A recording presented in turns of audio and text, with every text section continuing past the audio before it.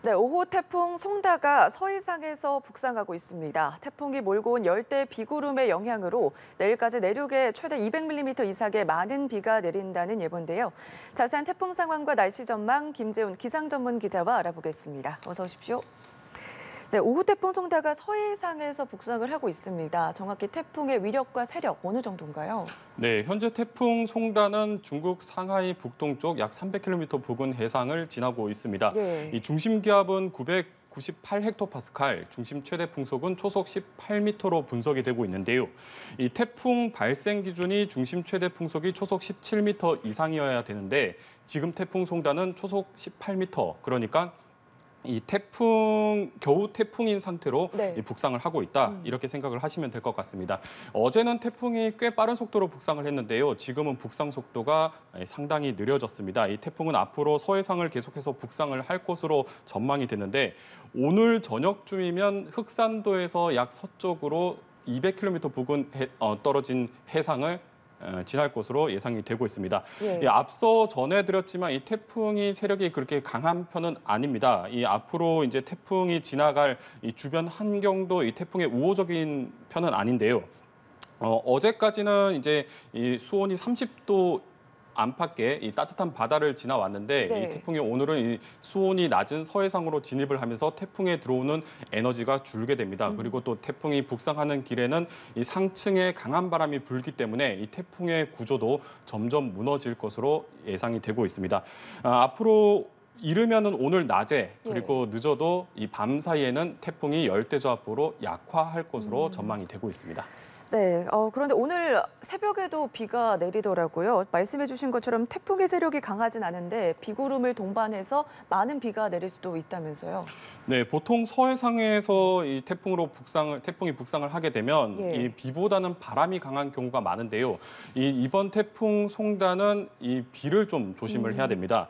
이 태풍 세력 때문에 이제 양면성을 가지는 건데 이 태풍 세력이 강하게 되면 이 태풍 중심부로 나선형으로 회전하는 비구름들이 모여들게 되는데 반면에 이 태풍 세력이 약하게 되면 비구름이 흩어지고 이 비구름들이 지금 한반도 쪽으로 흘러 들어오고 있는 겁니다.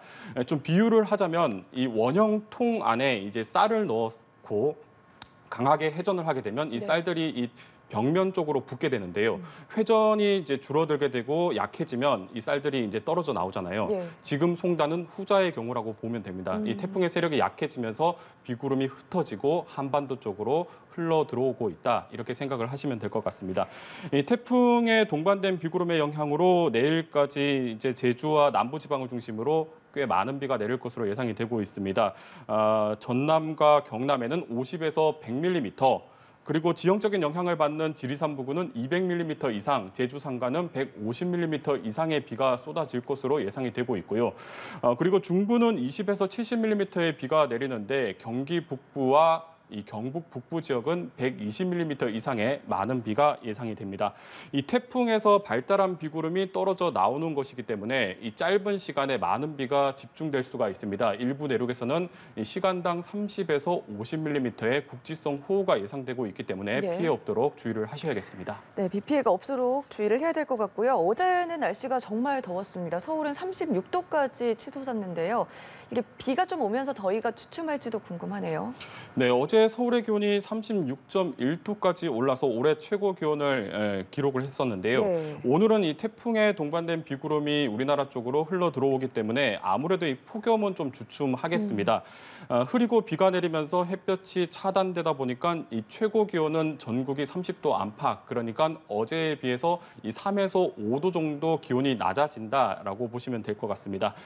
그런데 이렇게 이제 낮더위는 좀 수그러들지만 그렇다고 해서 더위가 완전히 가시는 건 아니라고 좀 얘기를 드릴 수가 있습니다. 네. 지금 태풍이 막대한 아열대 공기를 한반도 쪽으로 끌고 와서 중위도 지역으로 끌고 와서 한반도 쪽에 풀어놓은 형국이거든요. 따라서 기본적으로 덥고 습한 공기가 우리나라 상공을 차지를 하고 있기 때문에 네. 체감하는 더위, 그러니까 체감 온도는 그렇게 낮아지지가 않는다고 얘기를 할 수가 있습니다. 특히 구름이 하늘에 잔뜩 껴 있으면 이 햇볕을 차단하는 효과는 있지만 이 반대로 마치 이불을 덮고 있는 것처럼 지면의 열기가 상공으로 빠져나가지 않기 때문에 네. 이 최저 기온이 올라가게 됩니다. 이 최저 기온이 올라간다는 것은 열대야가 계속 나타난다는 얘기거든요. 그래서 이제 한낮에 이 뜨거운 열기는 없어졌지만 그 밤에 이제 푹푹 찌는 밤더위가 심해진다고 볼 수가 있겠습니다. 네. 따라서 이 최근 며칠은 햇볕이 쨍쨍 내리쬐는 더위였다고 볼 수 있으면 이제 오늘부터 한 모레까지는 이 푹푹 찌는 꿉꿉하고 끈적이는 더위가 나타난다 이렇게 좀 생각하시면 될 것 같습니다. 네, 비는 내리지만 체감하는 기온은 덥다 이렇게 말씀을 해주셨습니다. 그렇다면 이번 비는 언제 그치고 폭염은 또 언제 괜찮아지는지 이번 주의 날씨도 전망해 주실까요? 네, 지금 태풍 송다의 남쪽을 보면 이 태풍에 준하는 또 다른 열대 폭풍이 한반도 쪽으로 계속해서 북상을 하고 있습니다. 네. 이 비구름들 역시 우리나라에 영향을 줄 것으로 지금 예상이 되고 있는데요. 이 태풍 송다부터 이 아래쪽 다른 열대 폭풍까지 큰 세력을 보이고 있는데 이것을 이제 몬순 자이어 열대 몬순 순환이라고 부르는데요. 이 커다란 열대 공기 세력이 지금 서해상으로 줄줄이 북상을 하고 있습니다. 네. 이 서쪽에는 열대 저기압 그리고 동쪽에는 북태평양 고기압이 자리를 하면서 이 동고 서조의 기압 배치가 만들어져 있는데요.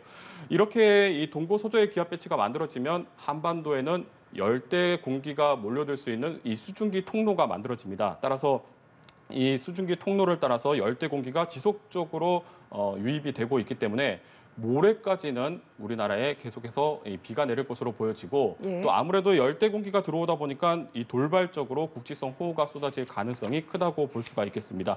이 주 중반부터는 이 태풍과 관련된 이 열대 공기가 한반도를 빠져나가면서 이 원래 이 기압 배치로 돌아가는 과정을 거치게 되는데요. 한반도 남쪽에 있던 북태평양 고기압이 다시 우리나라 상공으로 확장을 하게 되면서 이 폭염이 다시 시작을 하게 됩니다. 그래서 이제 다시 본격적인 전국의 기온이 33도 안팎까지 올라가는 폭염이 다시 시작을 할 텐데, 그나마 좀 다행인 것은 북쪽 대륙에서 찬 공기가 이 북태평양 고기압의 확장을 어느 정도 저지를 할 것으로 보여져서 뭐 40도까지 올라가는 극한 폭염의 가능성은 현재까지는 낮다고 좀 얘기 드릴 수 있습니다. 네, 오늘이 7월의 마지막 날이고 내일부터 8월이잖아요. 8월 초에 또 이제 많은 분들이 휴가를 많이 떠나는데 지금 태풍도 있고 또 국직성 호우도 예보가 돼서 피해가 없어야 될 것 같거든요. 어떤 점을 좀 주의하면 좋을까요? 네, 가장 우려되는 부분이 좀 안전사고입니다. 네. 7말 8초라는 말이 있을 만큼 이제 지금 가장 휴가가 몰리는 시기인데요. 이 더운 날씨에 계곡이나 하천 그리고 해안가로 많은 분들이 찾고 있습니다.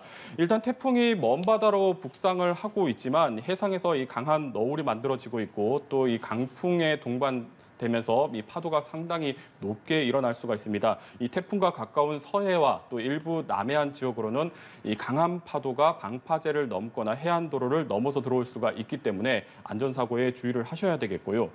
두 번째로는 이 모레까지 이 우리나라로 열대 수증기가 들어오면서 돌발적으로 국지성 호우가 쏟아질 수가 있습니다. 이 특히 계곡 상류 쪽에 국지적으로 비가 쏟아지게 되면 이 갑자기 물이 불어나면서 고립 사고가 발생을 할 수가 있습니다. 네. 이 최근 캠핑하시는 분들이 상당히 많이 늘어났는데 기상 정보를 좀 수시로 확인을 해서 안전 사고가 나지 않도록 주의를 하셔야 되겠고요. 이 마지막으로 이제 더위입니다. 이 폭염은 주춤하지만 여전히 이제 습도가 높은 상태이기 때문에 네. 체감 더위는 여전하고 또 열대야가 계속적으로 지속이 될 것으로 보여지고요. 그리고 이제 주 중반부터는 다시 폭염이 시작되면서 뭐 좀 온열 질환 위험이 상당히 또 높아지게 됩니다. 이처럼 올해 여름은 이 폭우와 폭염이 번갈아가면서 반복하는 상당히 변덕스러운 날씨가 이어지고 있는데요. 여름이 끝날 때까지 좀 방심하지 말고 대비를 잘해서 안전하게 여름을 보내시길 바라겠습니다. 네, 알겠습니다. 여기까지 들어보겠습니다. 지금까지 김재훈 기상전문 기자와 날씨 전망 알아봤습니다. 고맙습니다.